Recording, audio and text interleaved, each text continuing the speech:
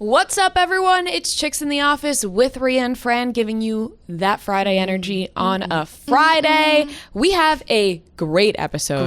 Great episode for everybody today. I'm smiling thinking about it. Yeah, I don't want to brag, but we have been crushing these guests recently. Oh, God. Some great people, and we can take kind of zero credit for it. It's our team here has been booking us good people. So. Absolutely. But Wednesday, we had 3 great interviews back to back to back. You've already heard one of them, Matt James, which was awesome. It was great having him on the show. Hopefully he'll come on again soon.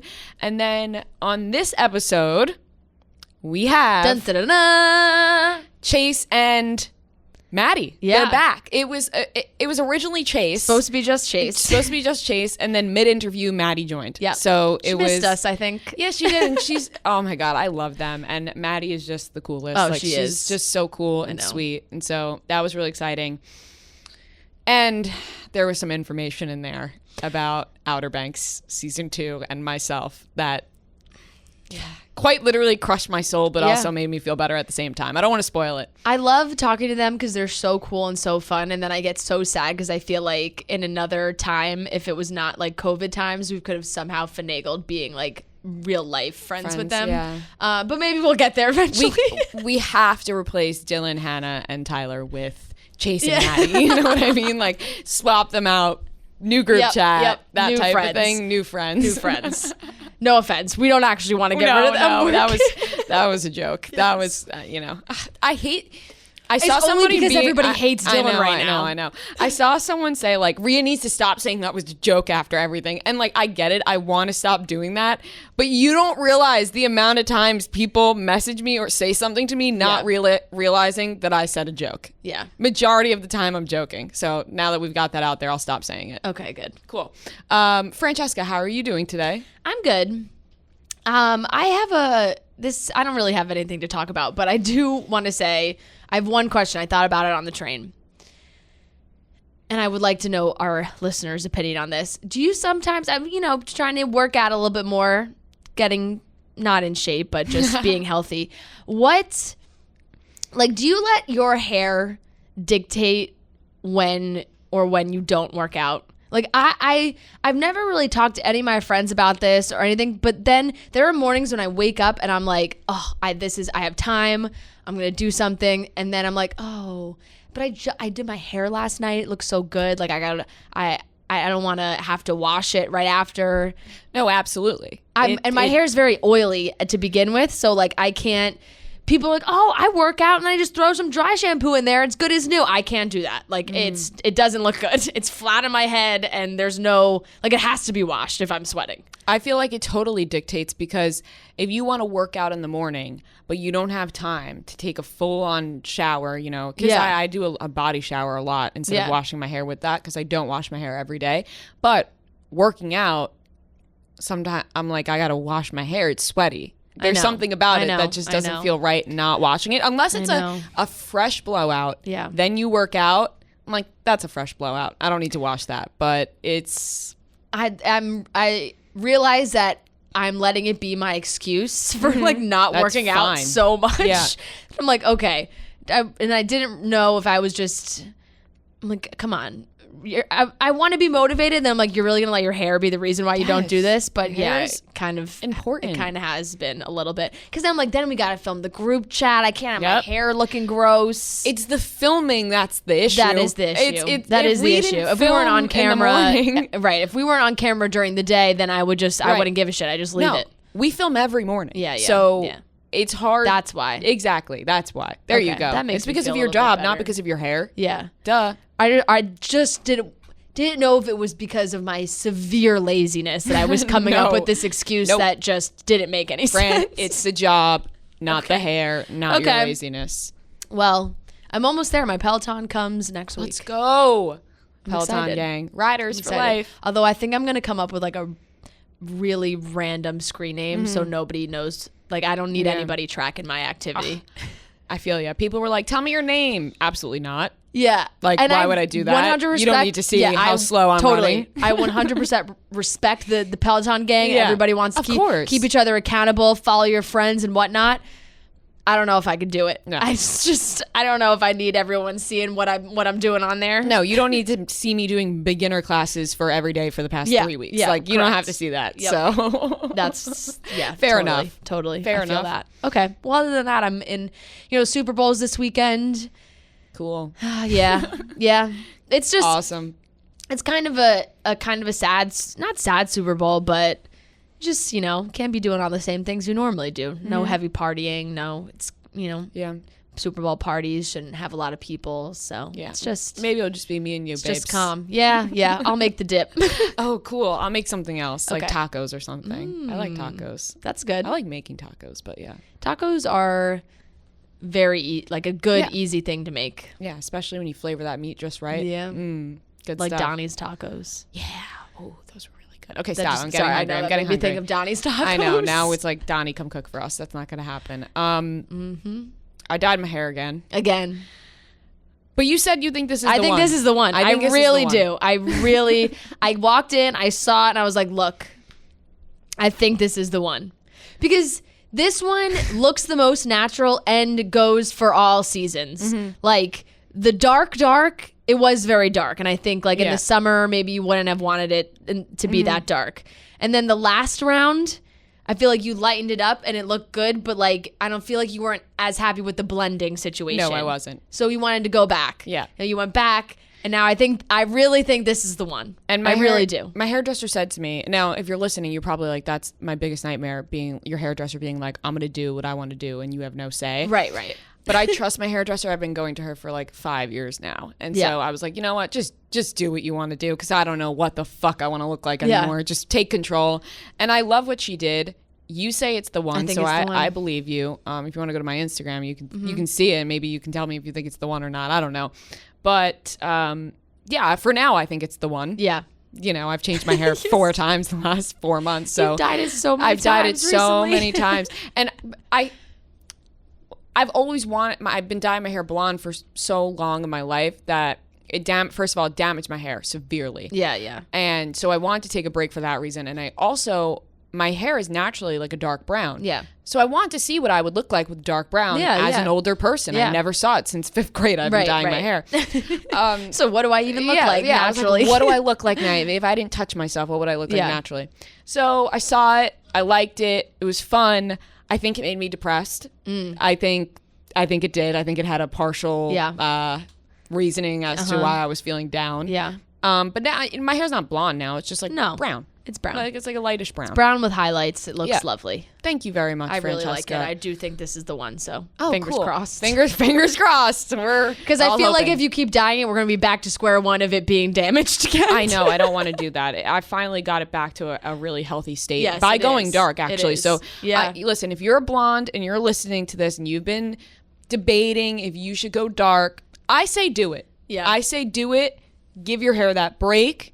For Kaylin Bristow just went dark again. She did. It looks nice. Amazing. Yeah.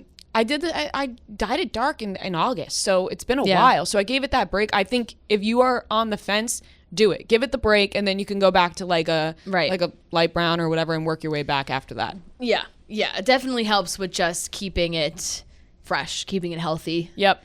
Because that can be bad. Exactly. So I say do it. If you're listening, you're on the fence, do it. I think it's time to get into the topics for today. We have a Madison LaCroix Southern Charm update, of course. She revealed who the ex-MLB player she was talking about in the reunion. Yep. We also have the Golden Globe nominations and the SAG Awards, which I wrote Swag Awards. Yeah. I'd like to point that out. We also have Kim and Kanye, update on them. Apparently they're not speaking, so we'll dive into that. And Lil Uzi Vert put a $24 million pink diamond in his head. And I introduced Fran into Lil Uzi Vert's cuteness. So we'll talk all about that. I'm learning. She's learning. And Chase Stokes and Maddie are on the show. By the way, it's a Chase Stokes interview featuring Maddie. Right. It is. We booked Madelyn Cline, by the way. We keep calling her Maddie like we're best pals. We booked Chase Stokes, and we got a very pleasant surprise of Madelyn Cline coming into the room and gracing us with her presence and joining the interview for like more than probably half the interview. I would say it was a long majority. Time. And for scheduling purposes, because I have seen some people DM, because we just have had a lot of great guests recently. Priyanka will be on Monday, and Sam Hewen is on next Friday, and for our Bachelor recap on Wednesday, we've been teasing it, we have another great guest that we're going to keep a secret. Yeah, we're going to keep it a secret for now. Let's get into it, though, starting off with Madelyn LaCroix and Southern Charm. We have an answer as to who the ex-MLB player Madelyn LaCroix was talking about on the Southern Charm reunion. It has been revealed that it was A-Rod. Apparently, they did have some FaceTime calls, and they talked over the phone, but they never met up in person. They didn't sleep together, but they talked on the phone. I don't know why they talked on the phone, but they talked on the phone. Yeah, so Madelyn told Page Six in his statement this week that they never met up. Like you said, it was purely like this, not physical, never had any kind of anything, she said, just an acquaintance. He's never physically cheated on his fiance with me. She added that she would talk to him randomly but not consistent. And the rumors blew up because, it was a game of telephone. She told the wrong person, and then it absolutely exploded. All of this stuff was a year ago, but it's being aired now because of the reunion. And then Page Six ended it by saying, I don't know what to do. A distraught sounding LaCroix told us Wednesday, I have tried to be as quiet as possible. I don't want anything bad for his family or for mine. We are definitely innocent in this. So this does make me feel a little bad for Madelyn, and I don't know if I should feel that way or not, but just because if this happened a year ago and maybe she was bragging about it, or maybe she was trying to talk, whatever, she told the wrong person, but for like Craig and Austin to bring it up on the reunion is kind of a low blow. And I know Madelyn and Austin have major problems, and they were fighting they're going at each other all reunion long. But like that, I just felt like they went a little below the belt on that one, where it's like, all right, now you're gonna throw out A-Rod's name in the middle of the Southern Charm reunion. My initial reaction is to disagree with you. Yeah, you can because I don't really know why I feel that way. Yeah, I understand where you're coming from, but I feel like if you put yourself into a mess where you're FaceTiming or talking on the phone, entertaining an engaged man like A-Rod, who is with J-Lo, then I don't think you're the best person. Right. So I feel like, you know what? It sucks for A-Rod and J-Lo that they got brought into it, of course, but at the same time, not that she deserves to have it blown up, but like, you got to know what's coming for you if you're talking to an engaged man like A-Rod. Right. So, of course, it was a low blow, but I kind of get it. And I just don't understand. I just don't understand what A-Rod is doing. I know. Let's whisper about it because it's a soft subject. It's just like, what's happening? Because if you think about it, okay, they're FaceTiming, they're talking on the phone, whatever it is. But in order for them to get to that point, he had, unless Madelyn reached out to him, but I just feel like it's such a random person to reach out to. He's such a high profile person that you're not like, I'm going to slide into A-Rod's DMs. Like, you're like, that would never, I don't think that crosses your mind. There's plenty of other influencers and reality stars and people on Bravo maybe that you'd be like, okay, I'm going to slide in their DMs. I have a chance. A-Rod, I feel like, wouldn't be immediately on that list. No, he's so not the first mind, choice. It's like A-Rod must have slid into Madelyn's DMs. They could have had some kind of conversation on Instagram, took that conversation to actual phone calls. And now, as she said, they never saw each other in real life or met up or anything, but talked on the phone. It's like, what did you talk about? What could you two possibly have to talk about? I don't know. That's not boning in some way. Like, what? Their workout routines? Yes. Actually, probably DM'd her the videos of her lifting weights and said, I'd love to lift with you one day. Man. I don't know exactly what's going on there. This is the thing. we talk about this often. Hollywood couples are strange. Yeah. They have different rules than everybody else. Yeah. Maybe J-Lo doesn't care if A-Rod is talking to people on Instagram because he's not hooking up with them. If he's not hooking up with them, which it doesn't sound like he is. Yeah. It just sounds like he's talking to them, which, why? I don't know. But I just can't see. Maybe I just can't see a world J-Lo where being J-Lo doesn't give a shit about that. I know, but she's J-Lo. She knows she's better than everybody. But it just makes but also just strange. She cares about her. Yeah, she cares about her public persona. I think a lot, and this doesn't make her look good. I don't think. Like it's like. Yeah. Why I don't want my why would she want her name associated with all of this shit, you know? I know. And do you think it's the right move or the wrong move that A-Rod never says anything? Right. It's 100%. He just never says anything. Yeah.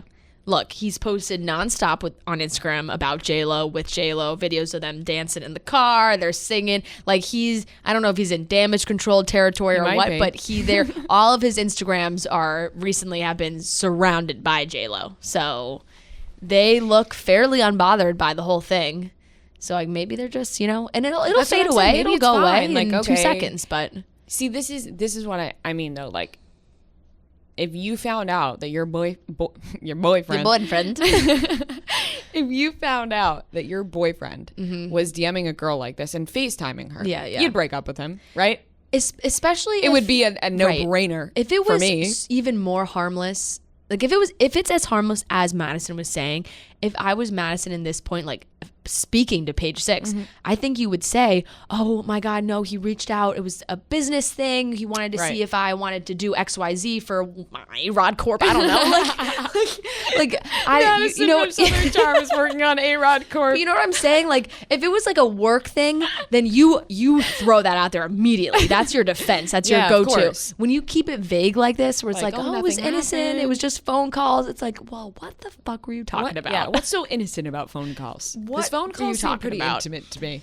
I don't talk to anyone on the phone. Neither do I. Yeah. Unless it's my parents. I know. Or my boyfriend. Yeah.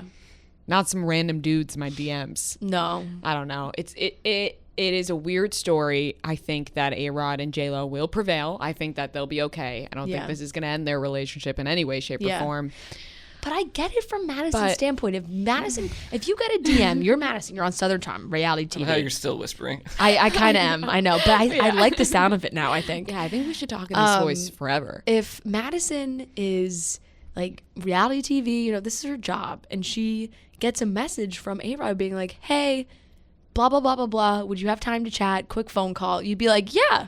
Like, I don't think you would be like, no. Fran, but you just said you don't get why he was blown up in her face. But if you're saying it's for reality TV, then you should expect for it to get blown. And then you want it. Then you're doing it for reality TV and it should be shown. I know. So pick which reason why you feel bad for Madison. I don't know. Is it because she was blown up or because you understand it's I think for it's reality just really TV? hard for my brain to wrap around A-Rod being like the center of the Southern Charm reunion, I think that's just where I lose it. I think that Summer House should start getting these type of people involved. Yeah. Let's get some ex football players on there.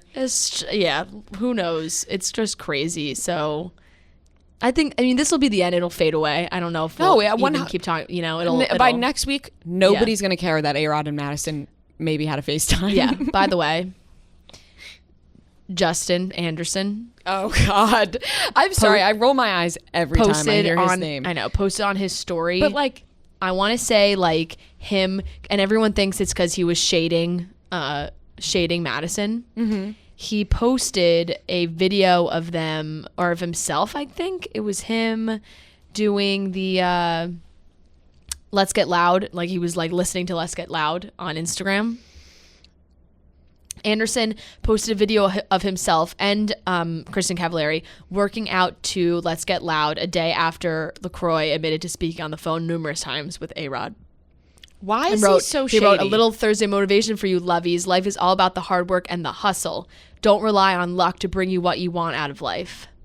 Is what he made the caption on the clip. Why is he always involved in drama that he shouldn't be in? Well, it just cracks me up because even after all the Jay stuff, like he was preaching like, I'm defending my friend. Like, you think I want this? You think I want this craziness? It's drama? Like, I don't. Like, if you know me, I don't want this.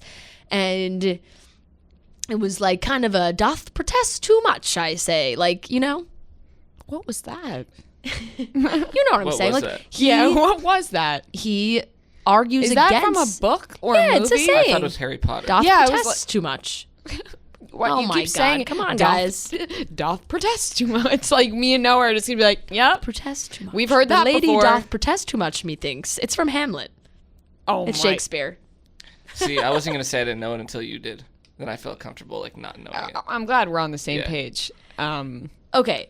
Yes, that sounds insane. It sounds ridiculous now. I say it's Shakespeare. But people say it in regular, not regular conversation, but it is used. I don't know. I've never heard it used before. as a phrase. I've never heard you say it before. It took me by surprise. No, I've never said it before on this podcast. But Justin Anderson doth protest too much, I think.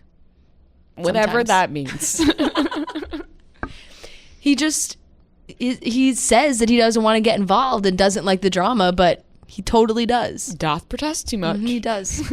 Methinks the man doth protest too much.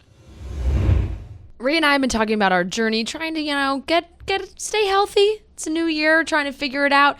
Daily Harvest helps us do that. It's delivered right to our door. It's delicious. It's a way to eat well without all the cooking and all the preparation.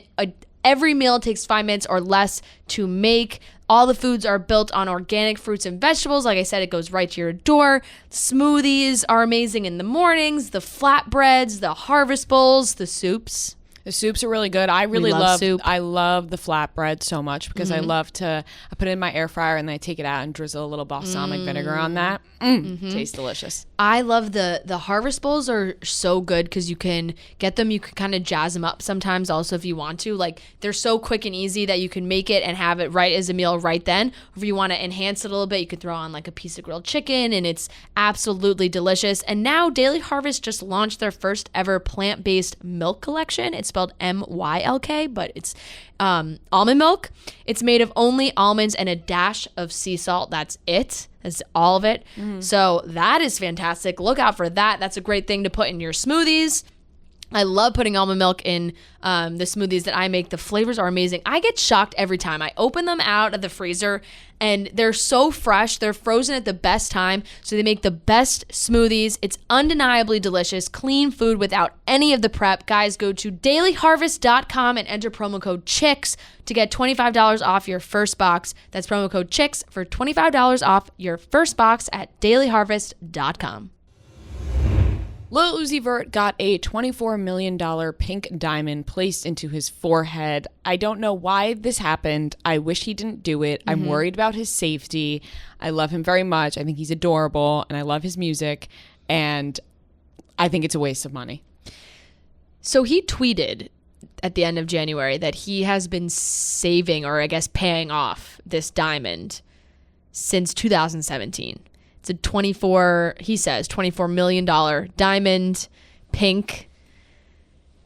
That is just a far too expensive item to have plastered on the front of your body, you know? It's just like, because of the risk of someone attacking you, trying to take it out of your head. I don't know. It's very possible it could happen. And he said that if it's not taken out the right way, he could bleed out and bleed to death because it's embedded into like his infection? skull. Yeah, infection. The whole thing worries me so much. He posted a picture. There's blood dripping down his face out of the diamond. It's disgusting. Was it like I don't know why he did that. Surgery in the hospital? Like, how did they do it? I don't know.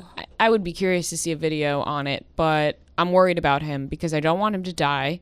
And I think if something bad happens with this diamond, it's quite possible. So I'm really hoping that he's okay. I think it's, first of all, a waste of money. $24 million out the window. He could have done so many other things with this pink diamond. It's like Iron Man on his forehead. Yeah.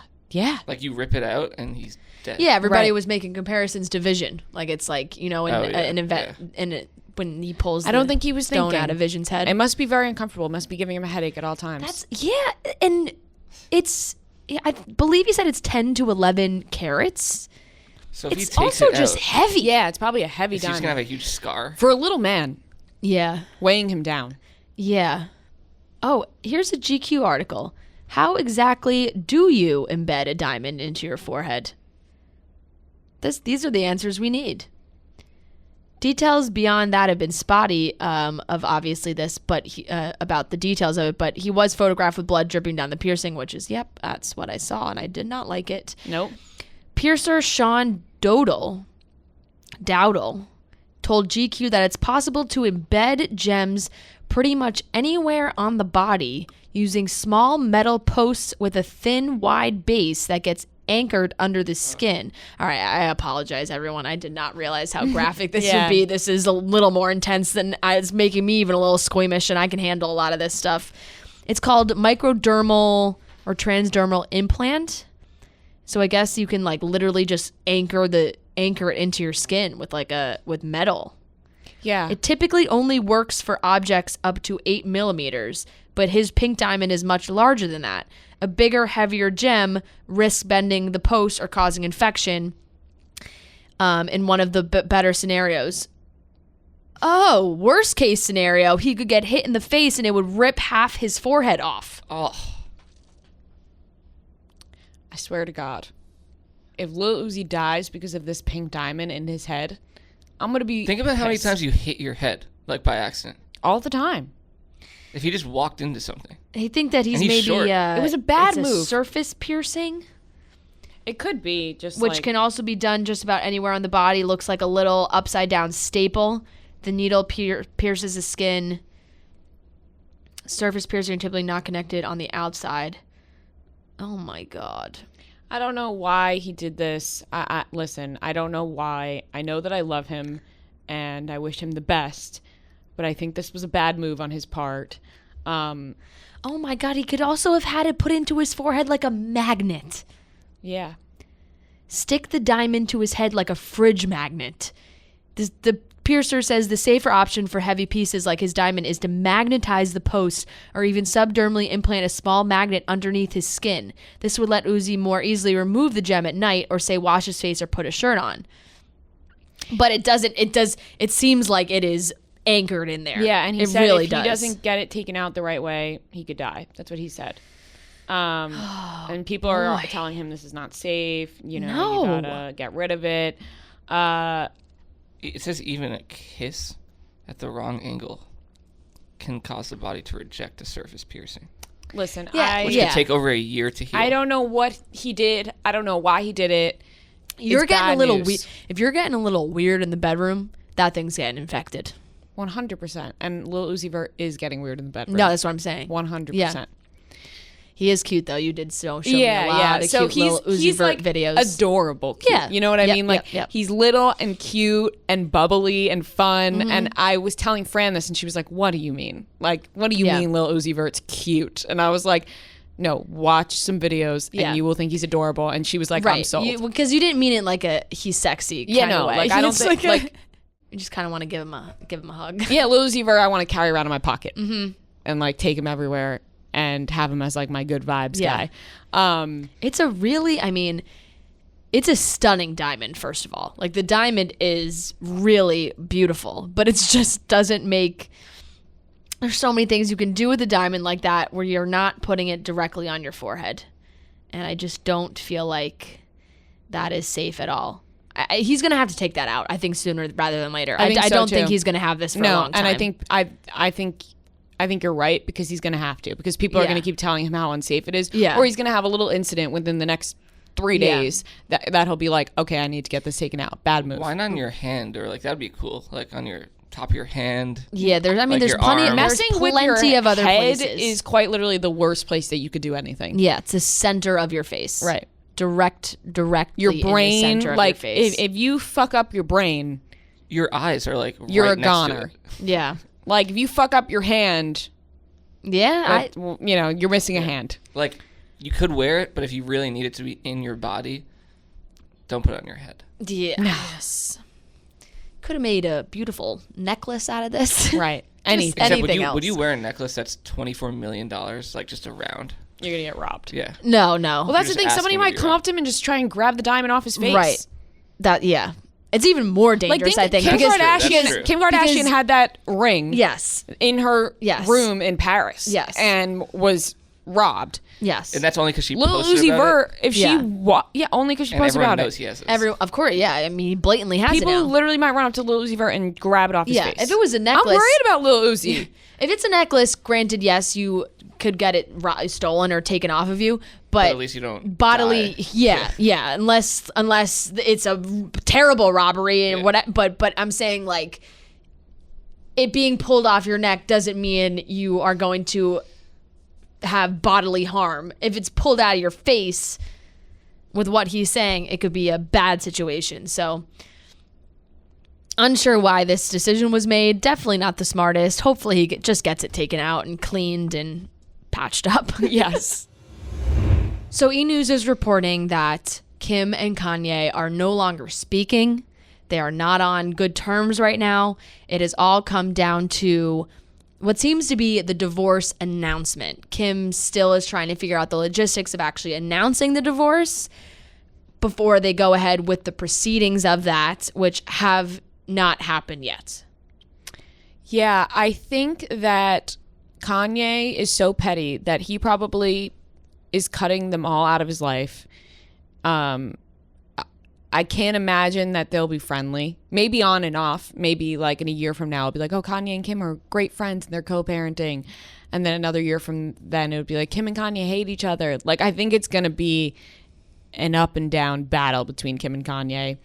The announcement is like, we all know, so you might as well post about it, Kim. Like, I don't know why Kanye even cares. What does she need? Just be like, just announce it. Just announce it. Yeah. That's what I'm saying. I don't know why Kanye even cares so much. Like, but also why just get divorced and then announce it, right? Like, why are we worried about the logistics of like announcing then filing for divorce? Jenner Communications does things by the books, right?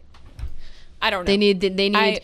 In order to get maximum attention for not necessarily the divorce, but in order to get maximum attention of like who's in control here, I feel like Kim's got to put out the statement, let everybody know, and then proceed with the actual divorce. However, now it just feels like they're waiting too long because we all know the reports have been out for weeks now.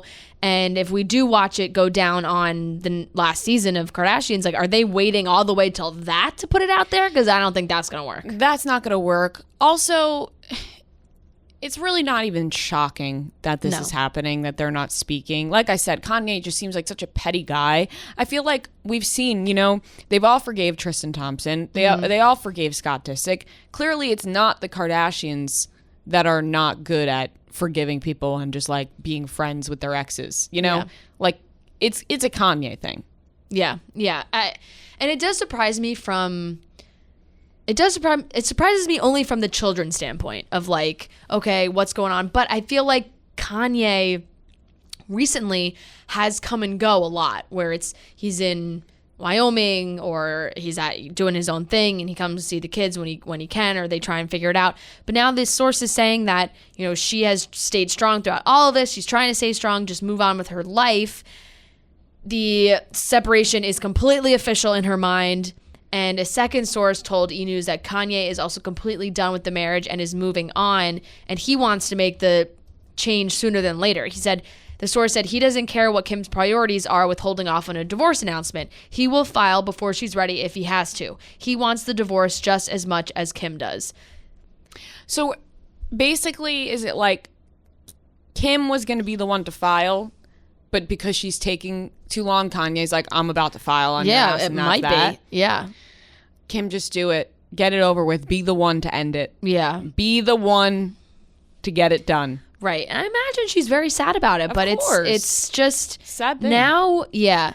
And I don't know what kind of, maybe she wants a bigger type of announcement that's not just her putting out a statement on her social media or anything like that. And maybe she wants to do it in an interview or, but I also don't necessarily see that being the case. So it's like, what are we waiting for? I don't know. Yeah. I don't know. But I would imagine it's going to come sooner than later. Yeah. I think so. The Kim's, there's moments where I'm just like, oh, I really love Kim. The James Charles, He did the TikTok, the FaceTime where it's like, yes. Hey, sorry, you call the person. You're like, I'm busy. I'll call you right back. And everyone's like, what?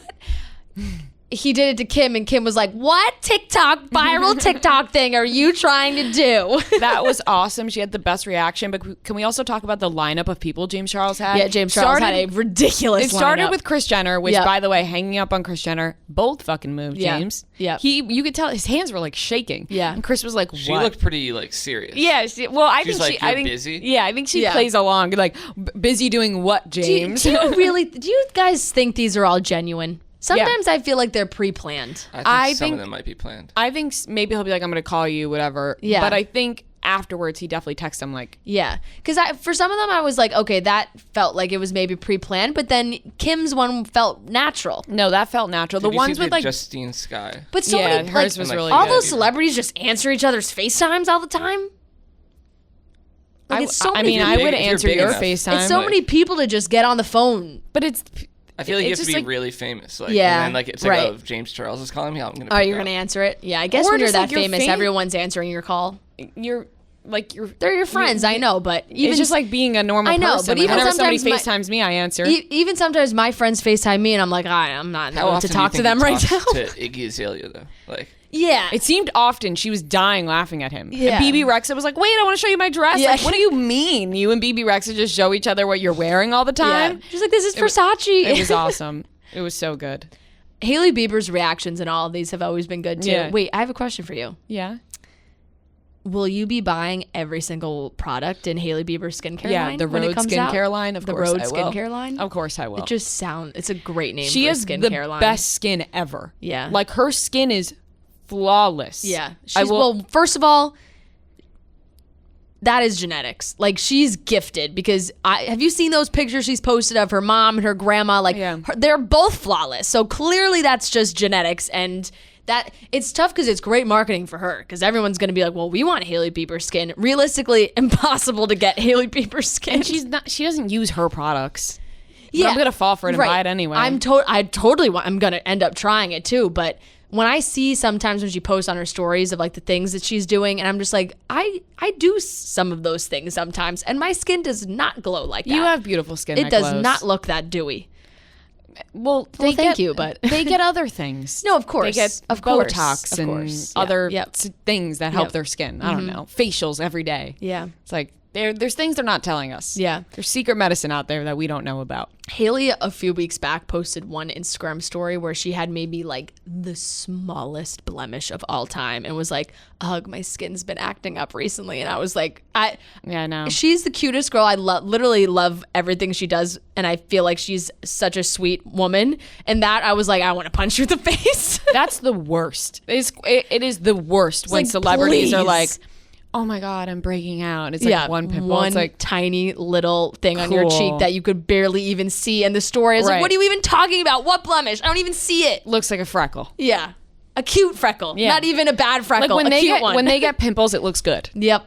Yeah, exactly. It's like they get a pimple. It's like, oh, cute. Yeah, Look at their little it pimple. matches. Yeah. Nope. Not for everyone else. Nope. Year after year, these nominations come out, and year after year, I think because I enjoy the show so much and love watching them, and award shows are so fun. But year after year, it's like, okay, these are just getting worse and worse. They feel more rigged. They feel more like people are just buying their way in, or whatever it is. However, they gotta schmooze the Hollywood foreign press for the Golden Globes.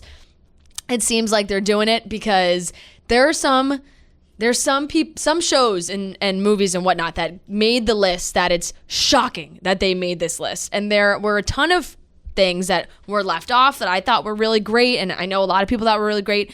And always talking about diversity and being more inclusive in these award shows. The Golden Globes didn't knock it out of the park in that arena. So let's go through some of the nominations. And the first category, I think, will be the one that has us the most outraged. It's Best Television Series, Musical, or Comedy. We have The Flight Attendant, The Great, Schitt's Creek, Ted Lasso, and Emily in Paris. I can't. I want to. It's a sin. I want to protest against the Golden Globes. Yeah. That Emily in Paris doing this. or Emily in Paris. Emily in Paris was nominated because we get it. It was an entertaining show on Netflix that we watched in one day. You enjoyed it. But it is not Golden Globe nominee worthy. No. And I've said it multiple times now, but if you're going to give a show like Emily in Paris a Golden Globe nomination, then you need to give a show like Outer Banks a nomination. Yeah. Because to me, those are like Paris the is same so cheesy type of shows. To like the hype of the show. Yeah. Not like the actual but show. Outer Banks had so much more hype That's than what I'm Emily in saying. Paris. Like, or not even, but like a Netflix show, you know? Yeah. Well, The Queen's Gambit was nominated in a limited series, which phenomenal show. Yes. Think it deserves Yes. it.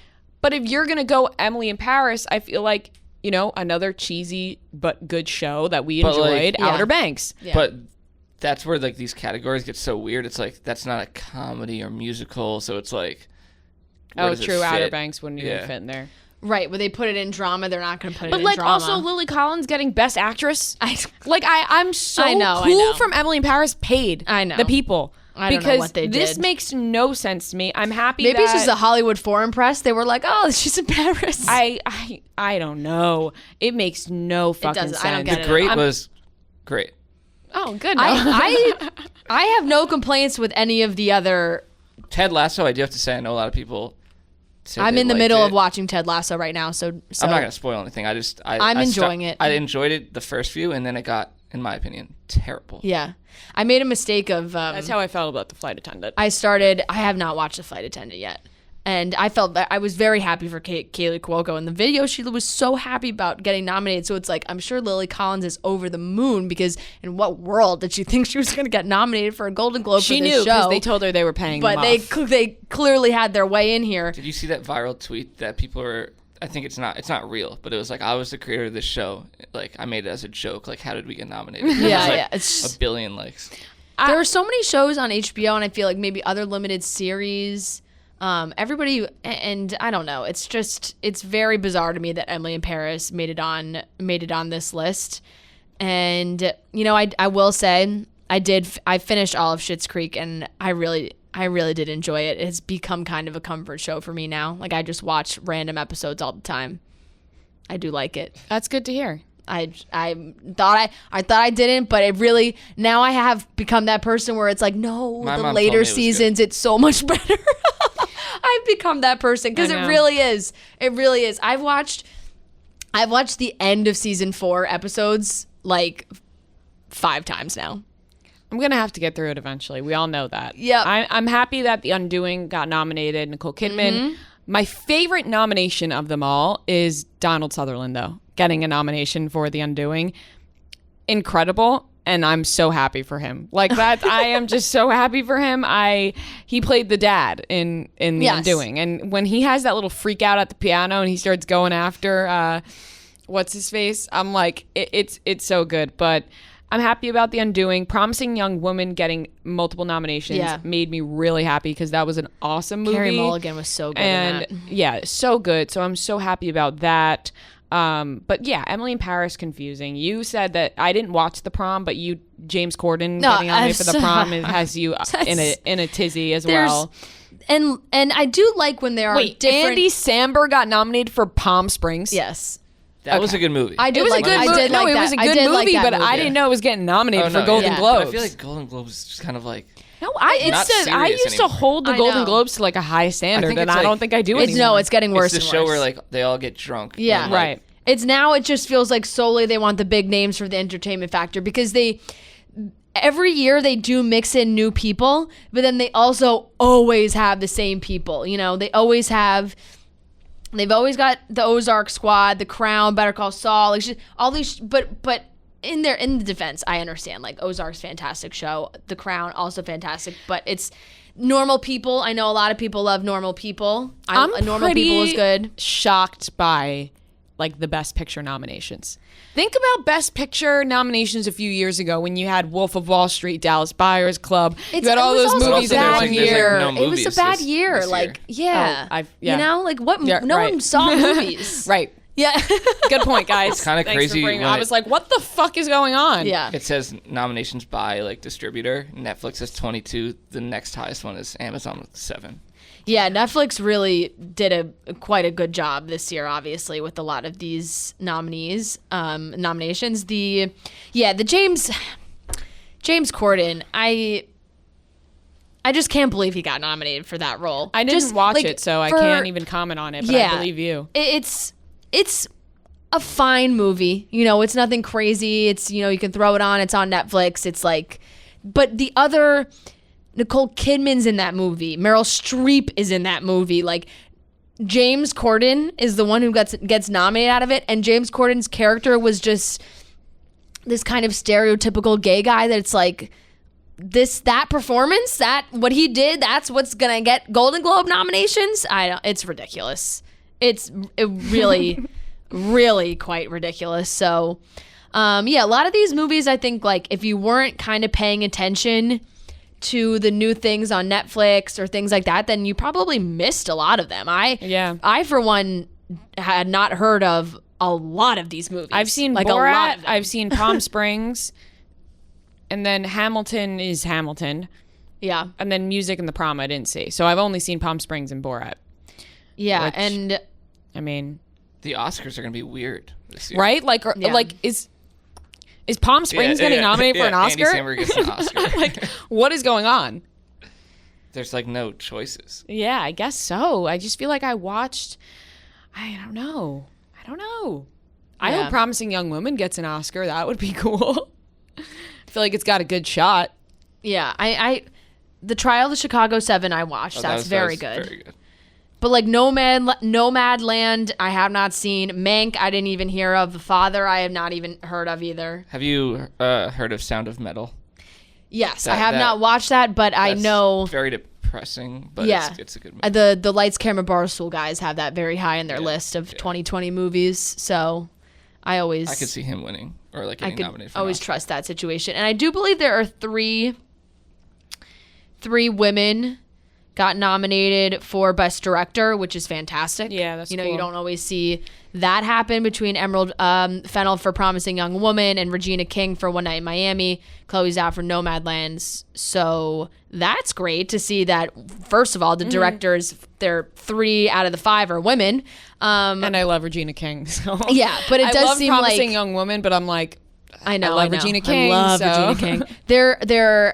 It does feel like there was a lot of shows that featured people of color that were like great shows that just didn't get nominated. So once again, people were very upset about the Golden Globes, as always. The SAG Awards I feel like maybe less people care about the SAG Awards, but I like the SAG Awards because I feel like it is more people-based. It's not this ominous it's not like the Hollywood Foreign Press that you're like, who even is that? It's like, who's voting for this?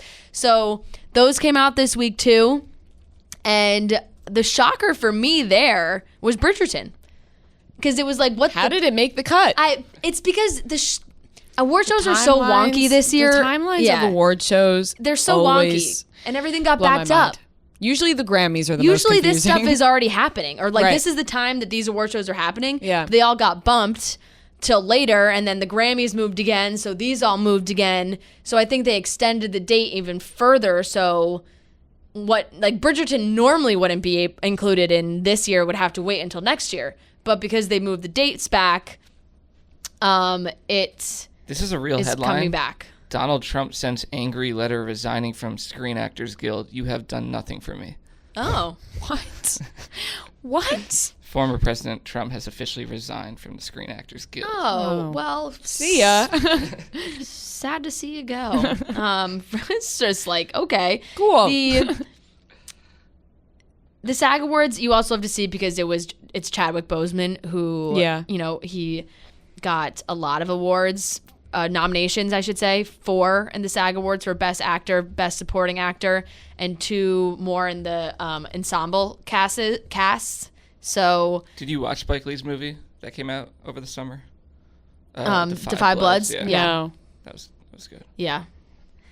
He's fantastic. I have not watched Ma Rainey, but which I want to watch because I love Viola Davis also. That'd be good.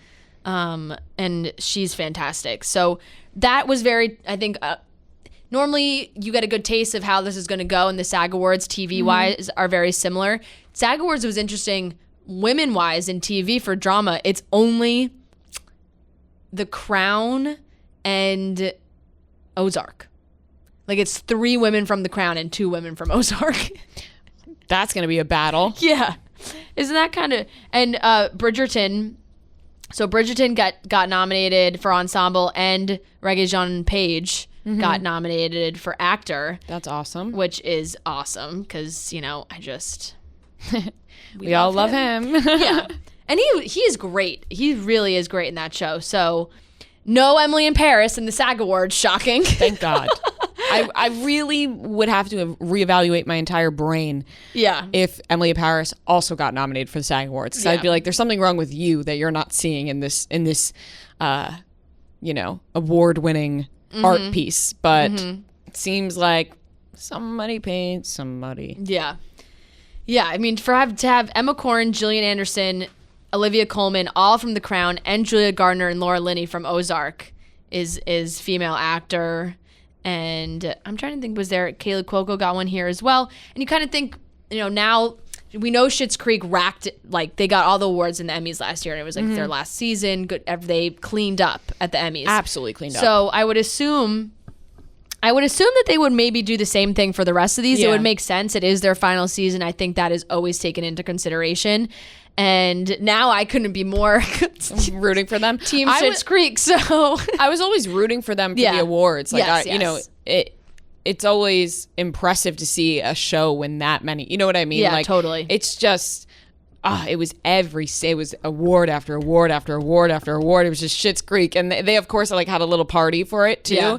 So it was cool to see. The Mandalorian got some nominations, which was interesting. And I believe the Golden Globes as well. Yeah. You're like a big Star Wars person. Yeah. I didn't even know that.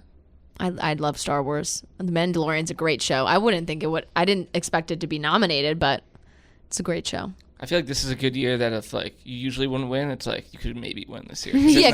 Right, because everything's just been everything's been all over the place with shows, but I feel like this year was more stacked with limited series.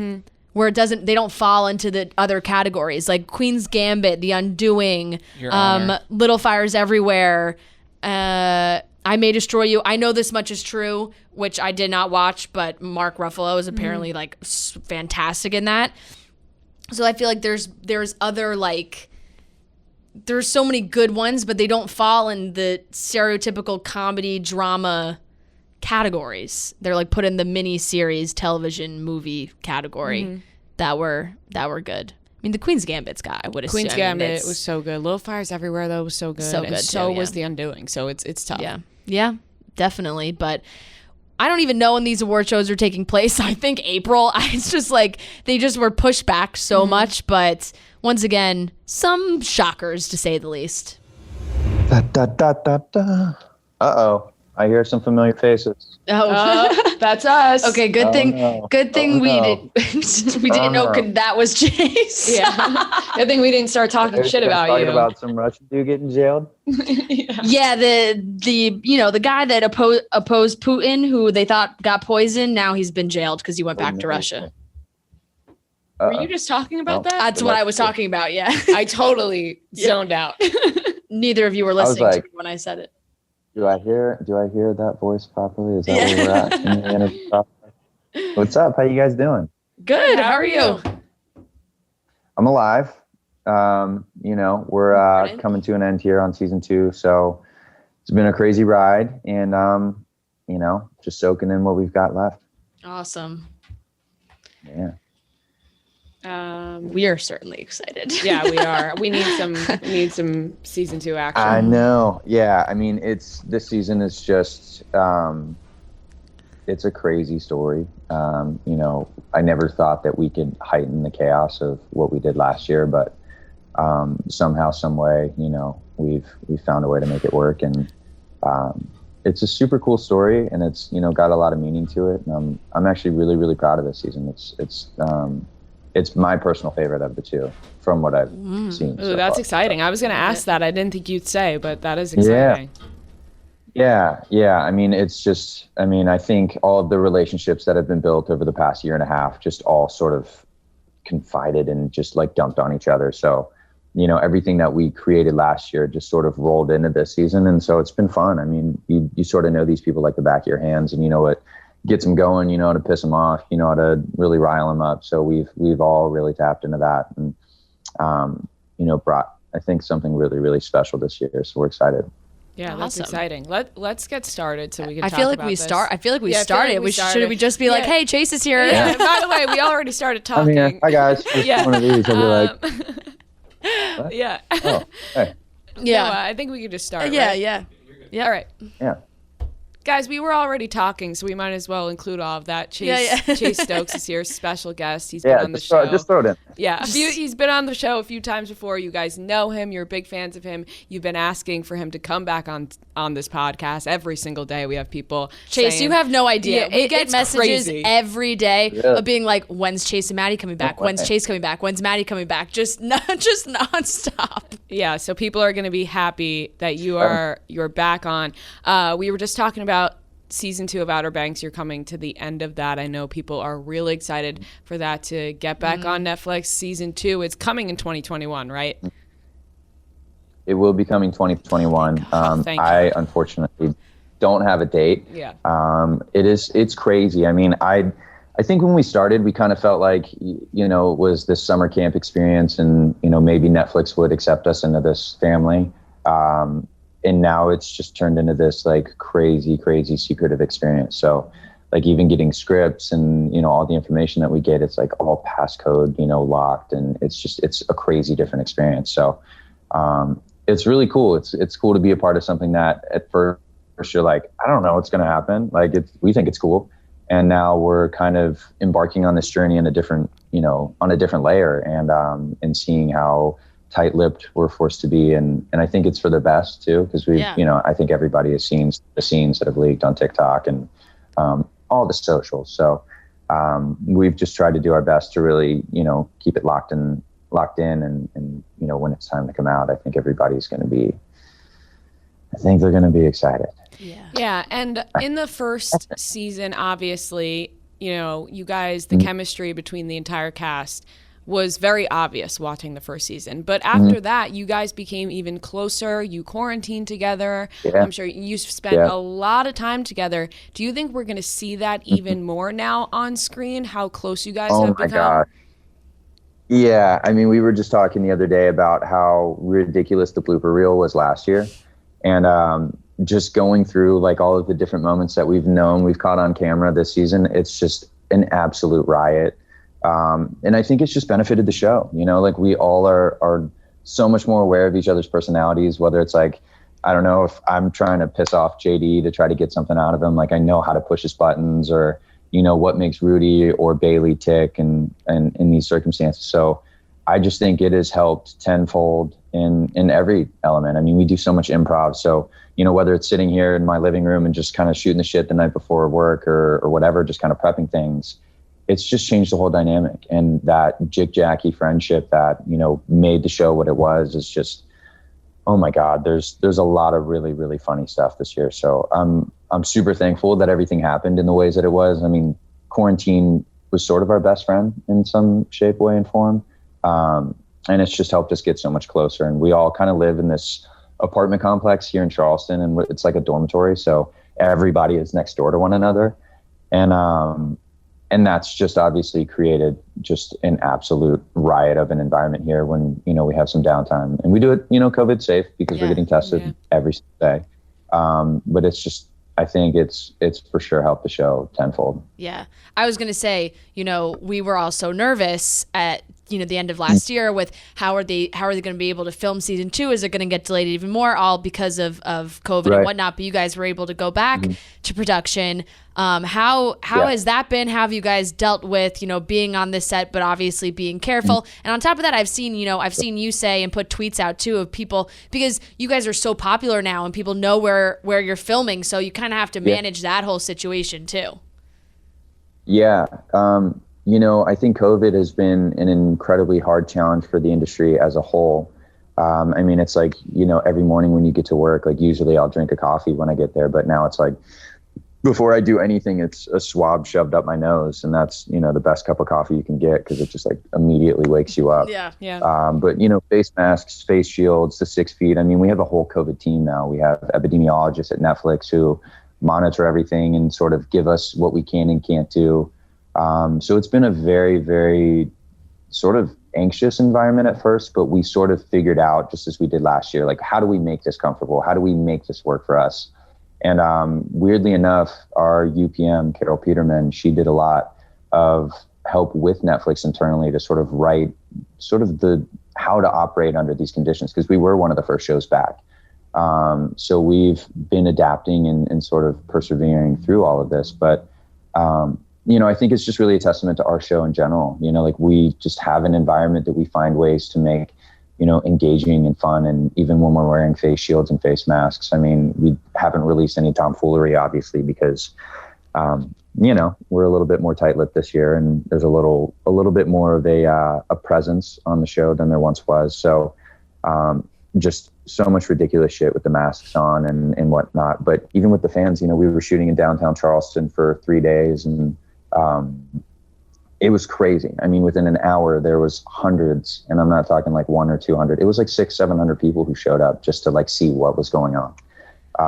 And so, crazy. In those environments, obviously, for one, you want other people to be safe, but two, if one of those people gets close to us and infects me or infects Maddie or Bailey or Rudy or JD or whomever, that shuts the show down. So having to operate under those conditions of finally getting to see people face to face, but realizing like, we can't have the same social interactions that we would normally have if, we were in a different environment and the pandemic wasn't what it was. So, it's been crazy. It's been a learning experience for sure. But definitely ready to go back to an environment to where you can work similar to, the first season. Yeah. And the first time we talked to you guys, obviously, you were getting all these followers. The show first came out. Everything was new to you guys. And we had asked you, have you been recognized? Because you can't really go anywhere. And I think you had a few stories about a couple of people. How did you adjust? Yeah. Different now. Way different now. How did you guys adjust to that life? Because I'm sure, you go out to eat somewhere, you go wherever just to pick up some food, and there's just a crowd of people that come up to you immediately. Yeah, I mean, it's crazy. Every day I leave from work, I have people who follow my car. I have, a couple restaurants that I can get away with going to because they know I'm gonna, stop by and pick up food. Mm-hmm.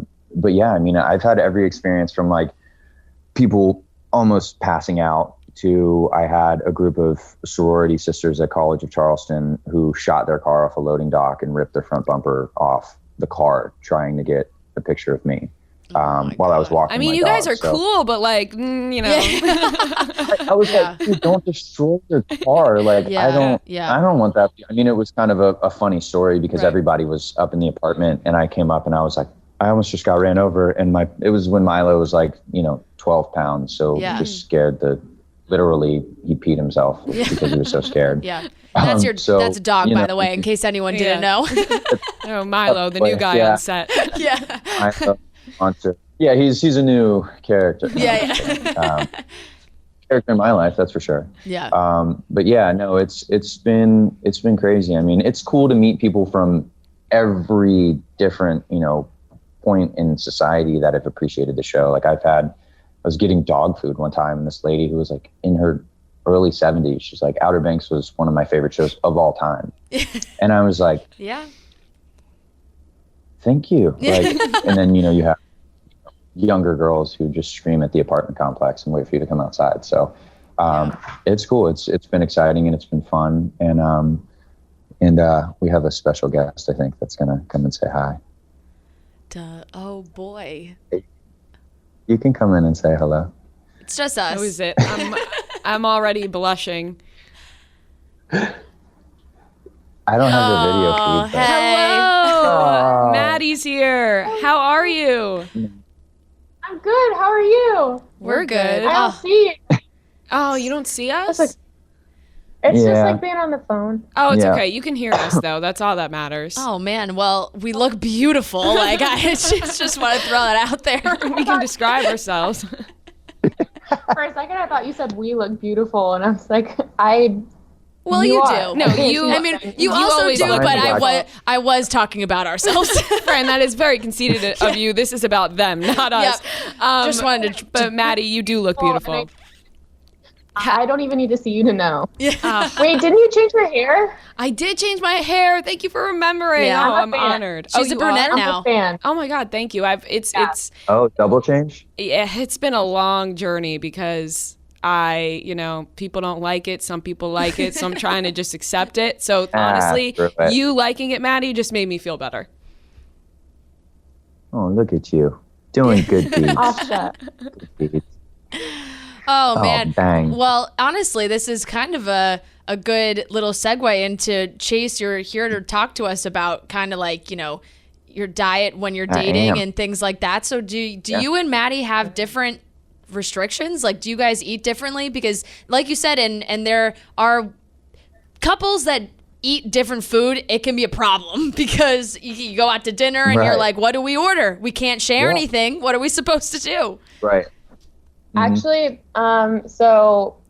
Grubhub or DoorDash, Postmates, Uber Eats has been kind of a lifesaver in that aspect because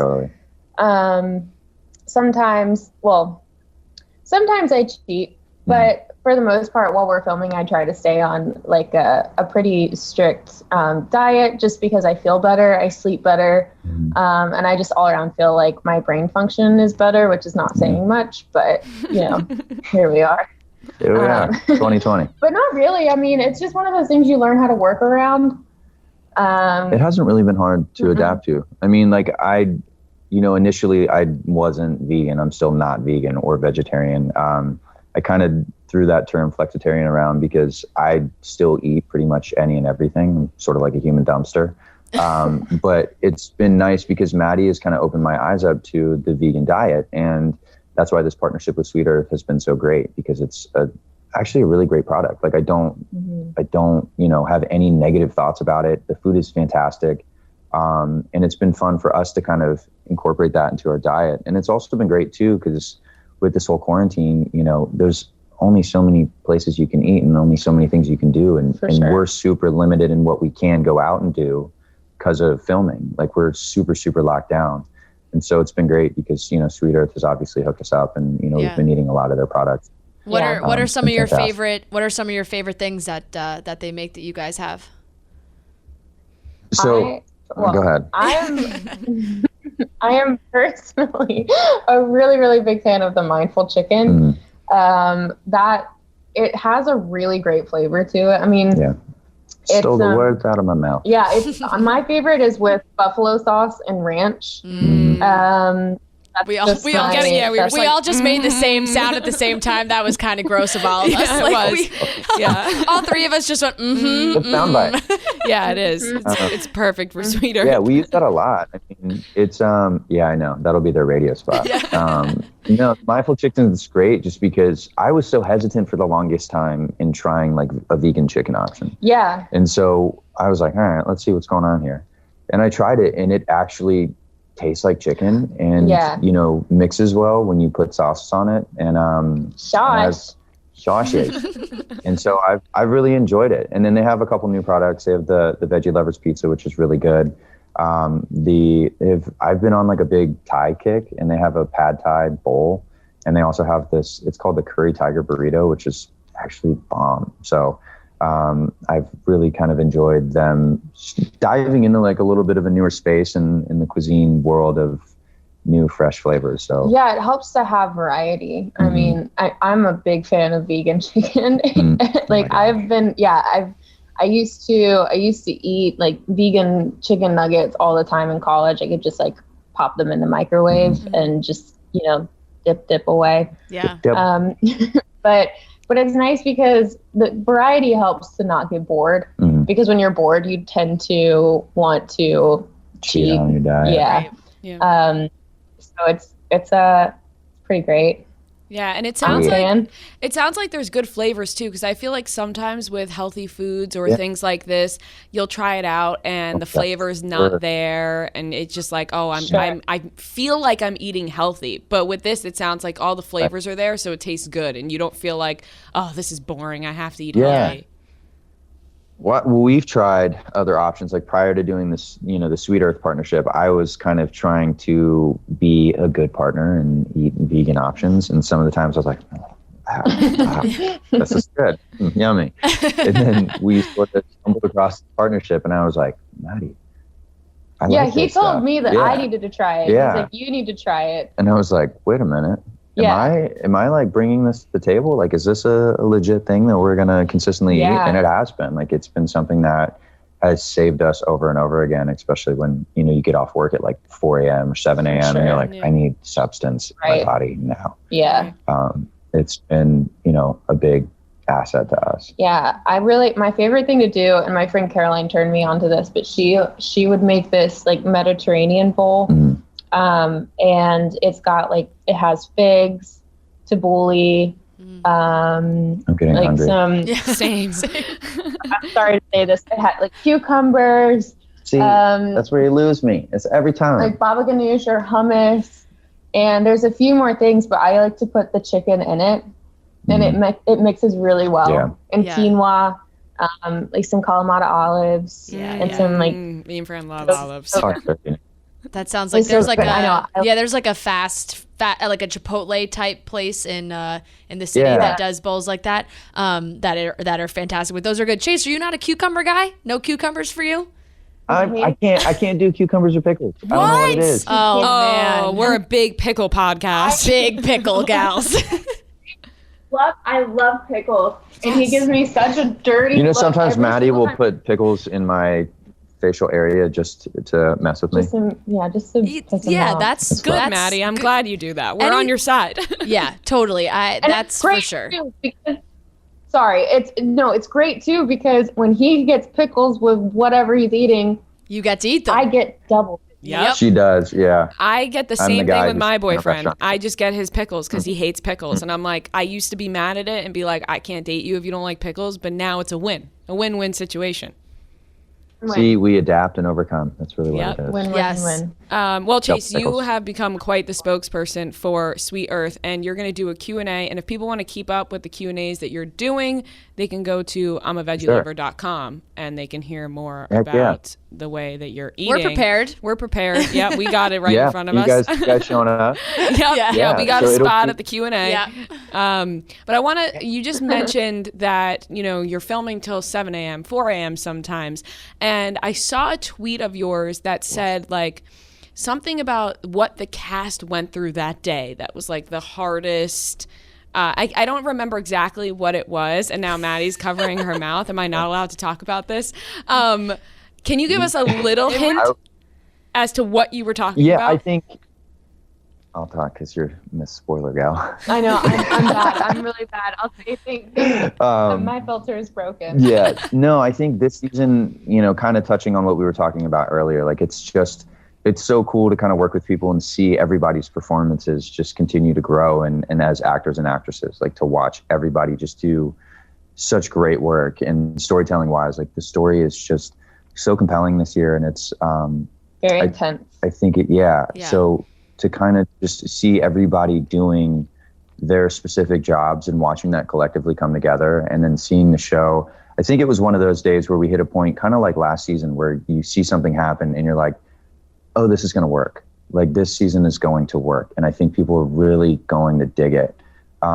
It was one of those moments. And it was just, we constantly have these pinch me moments with the show where we're like, I can't believe it's happening and it's working. Mm-hmm. And people really connect to it. And so it was just a moment where we were working, and I was just super thankful, and not going to give away, what it was.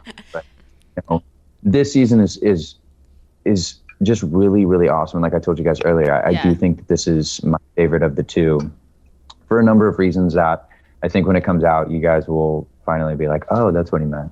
And I hope that everybody has that same realization, because it is really, really compelling storytelling. Yeah. And it's also funny as hell. And it's also chaotic per usual in the Pogues, doing some Pogue shit. So we can't wait. Really We're already gonna have to start brainstorming on our season 2 theories merch. No, merch. We gotta get on it already. Yeah. You know, all sorts of. Yeah, no, I'm super, super, super excited for this. Yeah. I mean, I don't know if I've ever been more excited. Like, I feel like a kid on Christmas, and I know I've given my mom a gift for the first time, and it's really just like a card on, colored paper with Crayola markers. I still do that. I still do that. Still do that. Maddie's like, I have all of those in my drawer from gifts from you. Yeah. Maddie, would you agree that this is your favorite season as well out of the 2? I am immensely proud of this season, and I haven't, like, last season we saw like bits and pieces because we were able to go to the sound mixes, and this time we're obviously not able to do that because of COVID. Right. Yeah, so it feels like, it's one of those things where it feels like it's a little bit more intense because, you can't really check yourself or like, check your progress on things. And so you're just like showing up on the day and like, not wanting to put anything down on the day that you're not proud of. Right. So, I think everybody kind of collectively has that, that mentality. And so like, just to reiterate what Chase is saying, like, I'm super, super proud of the cast. Like, you can collectively feel everyone taking what they learned in season 1 as actors and applying it in season 2. Yeah. And everybody really stepped up their game, and I'm super proud to be a part of that. And it's also one of those things when you have really difficult days, you see everybody step up to the plate and, no complaining and, just putting their heads down and doing the work. And like that kind of professionalism it's contagious. Yeah. And it's just really cool to see in a group of friends as well as coworkers. Yeah. I wish I could sit here and spoil the whole thing, but that kind of so do we. So do we. I mean, so do we, but also we don't because the anticipation is there for us. We're so excited for you guys. We're so excited for everybody to watch it because the first season was so great. Like, you guys are winning People's Choice Awards. Everyone's binging the show. Like, it's up there. Congrats on that. Where I feel like you haven't even fully been able to celebrate how amazing this show was. For at least the first season because of COVID, and now you're already into season 2, and it's like, wait a second, we never even really got to celebrate the first season as much. We didn't have a premiere. Yeah, we didn't even have a premiere of the show. I mean, the first time we watched it was in Maddie's apartment with everyone. Like, that was our first experience in quarantine. Like, so we haven't had any true experience with all of that. I just want to real quickly, if you don't mind, I'm gonna do a couple subtle plugs. For the website where the Q&A is going to be. So it's going to be Wednesday, February 10th at 6 p.m. Eastern time. And it's going to be myself and Damona Hoffman. And it's going to be kind of a fun Q&A, just sort of talking about what it's like to be dating somebody who is a vegan. Yeah. Dun, dun, dun. Wow. No, and just like sort of life questions and touching up on like mental health and how we've adapted to sort of eating during this whole COVID pandemic and what it's like, having to adapt and sort of conquer a diet where a lot of places it's sort of a little bit different. Like, in the South, it's not necessarily as prominent as it would be in major cities. So how we've adapted to it and continue to push forward in, healthy eating, especially while you're working. Like, the last thing you want to do is eat something that's just going to destroy your stomach. And then you're sitting in your trailer, just, with the worst stomach experience ever. So it's been awesome. So we're going to do that. It's a Q&A. So people who want to sign up, it's limited, spaces available. I think you guys said it earlier, but it's I'mAVeggieLover.com. Perfect. But yeah, great. Well, we're super excited for that. Super excited for you guys. Sweet Earth Foods. Go get them. Go eat them. You know how much Maddie and Chase love them. And before we let you go, Chase, you had just posted too. I want to make sure we plug this. I think you're a part of a new series on Amazon Prime that's coming out February 19th. I mean, that's soon. So want to make sure everybody knows to tune into that. Yeah. So it's called Tell Me Your Secrets. Lily Rabe, who is incredible, and Amy Brenneman are leading that. So it's an awesome ensemble of incredible female actresses. And it's the people who did Big Little Lies and The Undoing, which was kind of a chaotic experience. So good. Yeah, so both amazing shows. It is. If you took both of those and they had like a little chaotic baby with a murderous roller coaster twist, that's kind of that show. So Sounds I don't familiar. know. Yeah, it does. A little bit. Well, that sounds fantastic. Everybody can watch that on Amazon Prime, February 19th. Guys, thank you so much for coming to talk to us. We're excited to, I know you can't see us, but we're very happy to see your faces. Yeah, we are very happy. We'll do it again. You know where to find us. Yeah. And we're maybe we're able to get that cameo in season 3. Oh, Fran, stop it. I'm too, I can't talk about it. I'm too pissed off still. It's still fresh, all right? Listen, I'll tell you something. We're still waiting. I'm not going to say I didn't pitch you for a role, didn't we? We had a conversation about it. Sarah Cameron's long lost older sister. Oh God! It That's a lie. It writes itself. It's a lie, but that's completely fine. I'm just gonna go ahead and think but that we you did guys. Actually. I'm no BS. We did have a conversation with Jonas about there was a part, and we were like, oh wait a minute, we should do this. Wait a second. Guys, she's a trained actress. So season 3, when COVID is gone, she can be put in. I'm telling you, I can do better than the TikToks. Those are jokes. I'm a trained actor. You're probably more trained than me, to be honest. So. I'm not gonna say anything. All right, about so maybe. you know what? We're holding out. Guys, we're holding out hope for season 3. Yeah, Thank you guys so much for joining us. Hopefully we talk soon. We can't wait for season 2. And everyone, make sure you get your Sweet Earth foods and tune in to Chase's Q&A. Thank you guys. So, thank you so much. Bye, y'all. Bye, guys. Bye. I'm waving like they can see. Yeah, no, we're waving just in case you guys want to know. We'll wave too. We'll wave into the abyss awkwardly. All right, guys. Thanks. All right. See ya. Bye. Bye. All right, that wraps up today's episode of Chicks in the Office. We hope you guys enjoyed it, and we hope you are ready for more great interviews to come. Have a fantastic weekend, and we'll talk to you on Monday.